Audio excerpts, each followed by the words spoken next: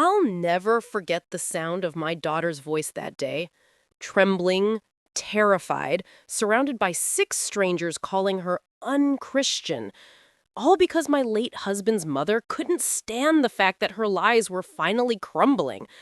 But what she didn't know is that I had proof. And soon, her entire church, the same people she'd manipulated for years, would see exactly who she really was. If you've ever been falsely judged, gaslighted, or shamed by people who hide behind religion or family values, then this story is for you. Hit that like button, subscribe, and get ready, because this is one of the most satisfying revenge stories you'll hear today. When my husband died, the world did a strange thing. It made me smaller, while everyone else's opinions got louder.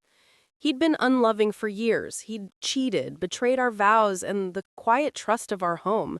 We were mid-divorce when he died in an accident last year. The men he'd fathered with his lover were left in limbo, and suddenly the people who had been waiting in the wings, his parents, decided they had the moral right to my daughter's lives. My girls are 17 and 15. They found out about the affair, they saw the messages, the furtive receipts, the photos. They watched their father's real life and how he'd chosen it. It broke them. They weren't angry at the babies, they were hurt and confused. Therapy helped, slowly, boundaries helped, but not everyone respected those boundaries.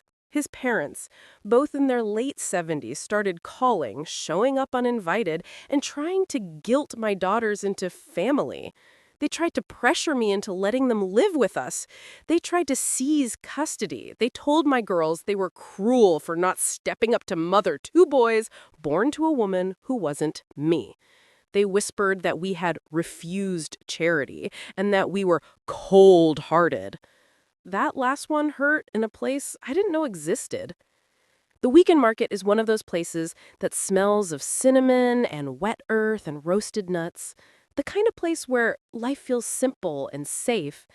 It was my youngest's birthday that day. Her party was later in the month, so I gave her some cash and told her to pick whatever she wanted. Chocolate, candies, little celebration things.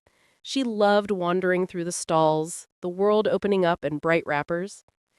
An hour later, my phone rang. Her voice was small on the line, smudged with tears. "Someone's cornering me.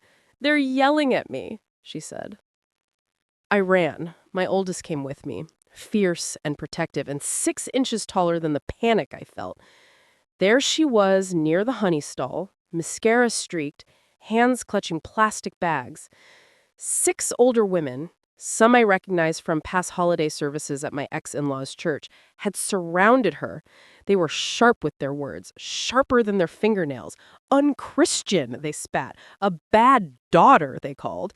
They insisted she owed the family for everything, as if some cosmic ledger existed where marriages absolved adultery. Watching my daughter curl inward made something cold snap in my chest. I could feel my jaw tightening. My palms went slick. I told my oldest to pay for the stuff and take her sister to the car. Her eyes were bolts. Do not start a war here. I got in front of my child and I said, in a calm that felt like a blade, "Back off." They went louder. They said things that should be impossible from mouths that claimed God's love. They said my daughters were the reason their son, my ex, died. They called them bastards. They told them their father's death was punishment for their betrayal. 2 days after his accident, messages like that were sitting in the same inbox as condolences. We were asked to leave the market because the shouting made other shoppers uncomfortable. As I led my daughters to the car, the women followed, humming with the certainty of predators. I felt every head in the lot sliced toward us like knives. That night, after the girls went to bed, my hands shook as I typed into Messenger to a guy from the church who I had always had neutral dealings with. He apologized, that nod of faux sympathy churches are so good at, and then told me what was happening. My ex-mother-in-law had posted a novel-long tragedy in the church's Facebook group. It painted us as monstrous, heartless, greedy, abandoning her in her time of need. She claimed my daughters ignored their grandparents and, in the most manipulative inversion, said that the other woman who bore the boys was a surrogate because I couldn't have more children. She accused me of rejecting the babies because they were boys. The post was a sob story built for likes and altar calls.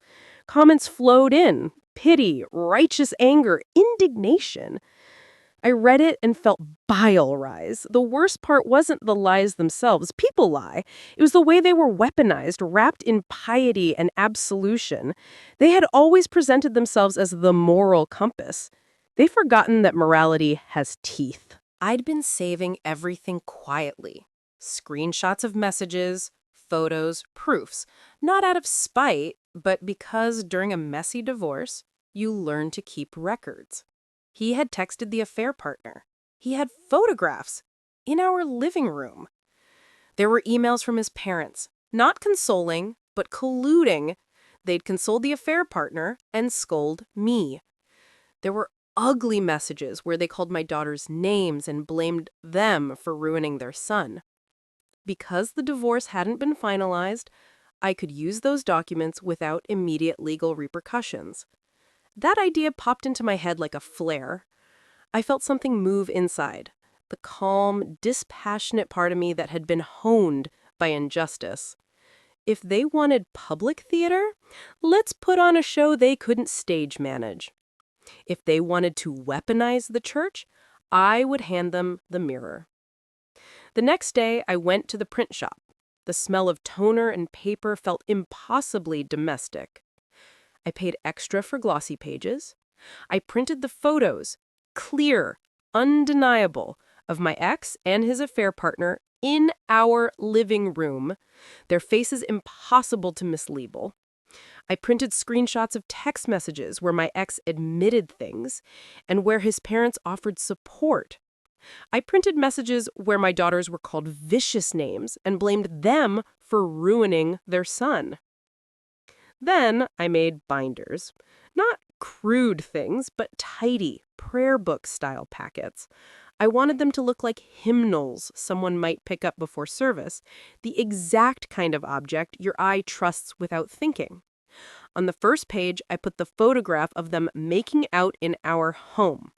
Underneath, real names, clear labels, no commentary, just evidence. I took them to church and placed them on the desk where the hymnals and prayer booklets sat. The table no one checked closely. I didn't shout. I didn't smear anything. I walked in like a person dropping off a donation. Gossip moves faster than any sermon. By the second service, people were whispering.